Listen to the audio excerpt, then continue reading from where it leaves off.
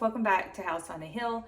If you're new here, my name is Kirsty and I'm a homeschool mom of 3. My oldest is in 6th grade this year, my middle child is in 4th grade, and my youngest is doing a combo of pre-K/kindergarten. Now, I know a lot of families are starting to get towards the end of their homeschool year, and I know a lot of moms out there are starting to think about homeschool curriculum for next year. I'm also in that boat. Our homeschool has about 3 weeks left, so we're very excited about that, and I have already started planning and thinking about what curriculum I'm going to be using for next year. So I thought this might be a good time to go ahead and share the curriculum that we use for our core subjects. In a previous homeschool video, I shared some of our homeschool extras. So I thought, why don't I go ahead and share what we're using for our core subjects this year. The first subject that we're going to talk about is math. Now, my oldest, who is in 6th grade this year, is using Saxon Math 8-7 with pre-algebra. We used Saxon Math last year and it worked really well for him, so we just continued on with it for this year. And to be honest, we're probably just going to continue using Saxon Math for next year. He just really enjoys it and it works very well for us. So with Saxon Math, the lessons are split up into 4 parts. So at the beginning of the lesson, you have some mental math that they ask you to do. And then the second part is the teaching of the new concept. The third part is some practice problems that go over the new concept. And then there are 30 mixed practice problems that the child does every day. And this is how every lesson works with Saxon. And it is a spiral curriculum. So every day they're going over what they've learned in previous lessons. Now, Saxon also does tests. After every 5 lessons, a test is given.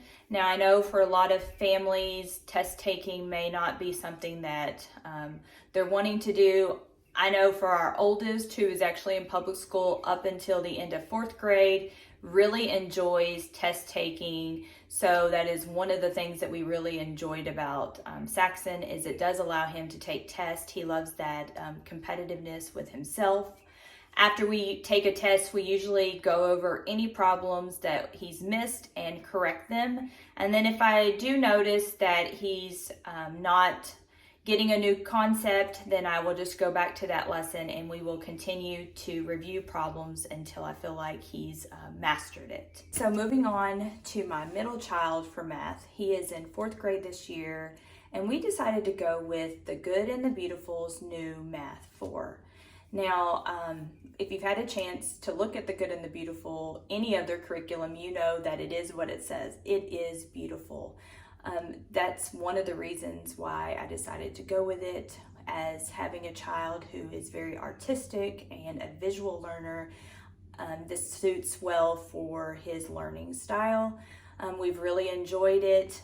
One of the things that I liked about The Good and the Beautiful as well is that if you have multiple children or you just don't have the time to teach a lesson, they do have a QR code for each lesson that you can scan, and it takes you to a woman who will teach the lesson to the child. So that's also been wonderful. We've kind of done a mix.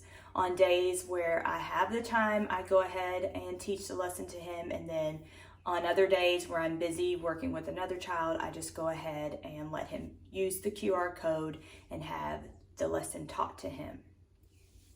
One of the things with The Good and the Beautiful is that they do not do tests. What they do is unit assessments at the end of 30 lessons. So that works well with my middle child, who's not big into test taking.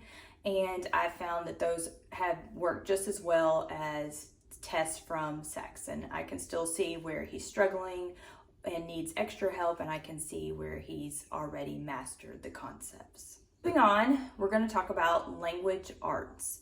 Now, both of my boys are doing the Good and the Beautiful language arts this year, and it's also what we did last year, and it just worked really well for us last year, so I've just stuck with it. My oldest is doing level 6 this year, and my middle son is doing level 3. So level 6 actually comes with the course workbook. It comes with grammar and geography cards.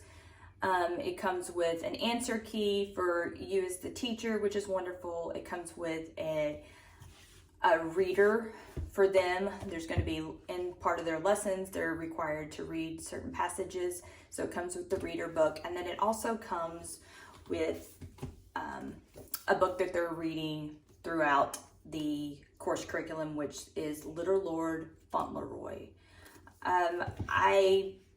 I really like that the Good and the Beautiful incorporates a lot of different things within their language arts curriculum. They're learning geography, they're also learning the grammar and the writing, but they're also doing art appreciation, poetry, spelling. It just encompasses a whole wide range of things, and it has just worked very well for both of my boys. Okay, so for level 3, language arts, which is what my middle son is doing this year, it comes with a reader book just like the level 6 does. It comes with the course book, and then it also comes with a poetry book. So they're required to read 1 to 2 pages out of the poetry every single day.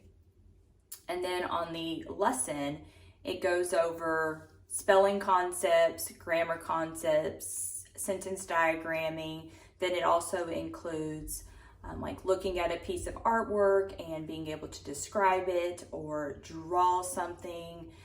It comes with word ladders that the child goes over and hopes to master. Like I said, I think that the Good and the Beautiful just does a great job of incorporating lots of different things into their language arts curriculum, and both of my boys have thoroughly enjoyed it. Okay, so the next 2 subjects, science and history, we have been doing family style for the last 2 years. For history this year, we went with the Good and the Beautiful's History 2. We did History 1 last year. The History 2 this year came with the book. It comes with 4 different books that they're going to be reading because the curriculum is divided into 4 different units. So they started off by reading a book called Fu and Ching, and then we read Falcon. It's Eric the Red. We read The Mooring Tree, and then The Story of Edith Cable. I really like the Good and the Beautiful's history.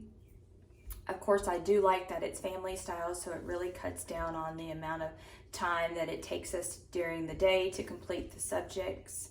Now that I have one that's entered middle school, I'm not quite sure if we're going to continue with family style. I do think that the history and the science unit studies that you can do through the Good and the Beautiful are more geared towards 5th grade and below. I just feel like once they enter middle school, they probably need a little more, just a little more than what the Good and the Beautiful is giving. So for that reason, I think we're going to be changing curriculums, or at least I'm going to be changing what I'm using for my oldest for next year. Also, for the Good and the Beautiful history, it comes with some timeline maps and little stickers, whereas you read through the history book, you can add the little stickers to the timeline. Okay, so for science this year, I kind of did something that I did last year that did not work for us, and I started off with an Apologia Science. I also did this last year, and then about midway I decided, you know what, this Apologia is just too much. So we decided to do a few unit studies from the Good and the Beautiful. This year I kind of decided to do that again, Don't ask me why, but I chose the Apologia Intro to Chemistry and Physics. Same problem. I like the Apologia curriculum, but I find that it is very, very time consuming. The lessons are very long. There is a lot of reading required by me, and there's a lot of hands-on activities that you want to do. And I'm talking 5 to 6 hands-on activities per lesson. I just don't have the time to do that. And my kids were being, it was getting very boring for them to sit there and listen to me read all of these pages. So it's for that reason that we decided to stop the Apologia curriculum once again. And we went ahead and did 2 units from the Good and the Beautiful. We did the reptiles and amphibians and water and our world.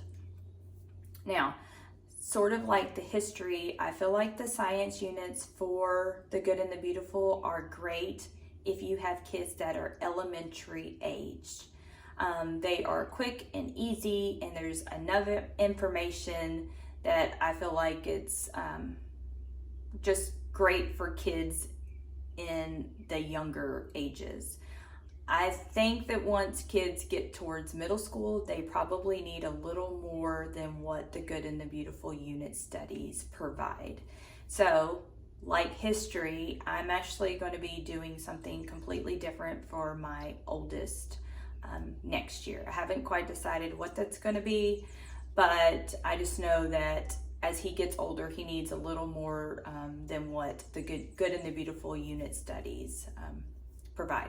Guys, I hope that you enjoy this video today. I hope that some of this information was helpful to you. If you have any great curriculum that you're using that you would like to share with me, that would be wonderful. You can just leave those in the comment section below. If you could please like this video and subscribe to my channel, that would be wonderful. And like always, I will see you on my next video. Bye.